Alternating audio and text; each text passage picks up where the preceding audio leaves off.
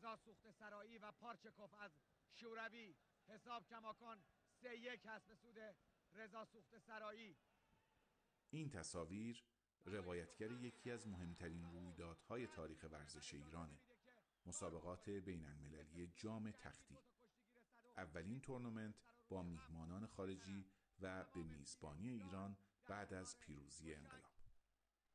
با حضور کشتیگیرانی از شوروی سابق، چین، کوبا، مجارستان، بلغارستان، رومانی و البته رقبای نامدار جهان پهلوان تختی مثل الکساندر مدوید، اسمت آتلی، احمد آیک و سیراکوف بلغار به عنوان میهمانان ویژه. اولین دوره جام گرامی داشت تختی در سال 58 به میزبانی ساری برگزار شده بود، اما یک سال بعد این سالن 12,000 نفری ورزشگاه آزادی تهران بود که پیشوند بین المللی رو به جام تختی اضافه کرد و در روزی که سالن زیبای آزادی جای سوزن انداختن نداشت، نوبت به رضا سوخته‌سرایی رسید که گل کشتی ها رو در فوق سنگین مقابل حریفی از شوروی سابق برگزار بکنه و با این روس کشتی بلد سرشاخ بشه. 7 دقیقه و 30 ثانیه رو پشت سر میگذاریم که رضا سوخته‌سرایی یه خم پارچکوف رو میگیره و او به ناچار در خاک مینشینه و حسابو به 4-1 به سود رضا سوخته‌سرایی میرسونه. سوخته‌سرایی 30 ساله اون روزها 2 سال قبلتر در مکزیکو سیتی بزرگانی چون آیدین متین و جوزف بالا رو شکست داده بود و فقط مغلوب آندیف روس شده بود تا اولین نقره جهانیشو دشت کنه.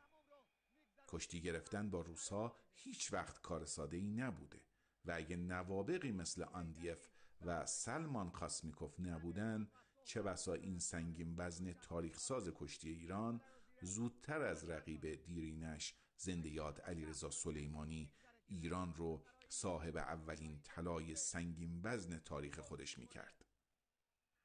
موسپید کرده های امروز خوب یادشونه که در دهه 60 داستان روی تشک اومدن و نیومدن سوخته‌سرایی و سلیمانی و رقابت بین این دو گاهی از بازی‌های پرسپولیس و استقلال هم پرحاشیه تر میشد.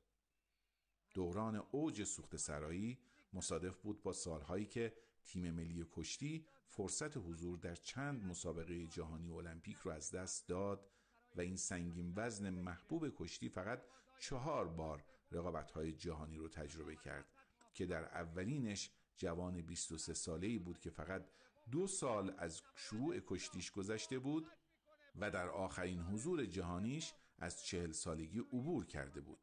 با این حال سوخته‌سرایی با 2 نقره جهانی در مکزیکو سیتی و اسکوپیه و 3 طلا و 1 نقره بازی‌های آسیایی یکی از پرافتخارترین کشتیگیرهای نسل خودش بود. آقا رضا که بین اهالی کشتی به سوخته مشهوره، یکی از معدود کشتیگیرانیه که هم در کشتی آزاد و هم در کشتی فرنگی قهرمان آسیا شده و تنها ورزشکار تاریخی که 3 بار افتخار پرچمداری کاروان ایران در بازی‌های آسیایی نصیبش شده. تبریک میگن. حالا او کی است که او رو زیر گرفته؟ علی پاکیزه‌جمه. پاکیزه‌جم قهرمان وزنه برداری آسیا که غیر از او هم من فکر نمی کنم کسی دیگری میتونست رضا سوخته‌سرایی رو سر دست بلند کنه و به این شکل از تشک خارج کنه. یادش بخیر. مهدی شریفی عزیز، خیلی خوش آمدی. ممنون آقای یوسفی. مردم ایران سلام، ظهر جمعتون بخیر.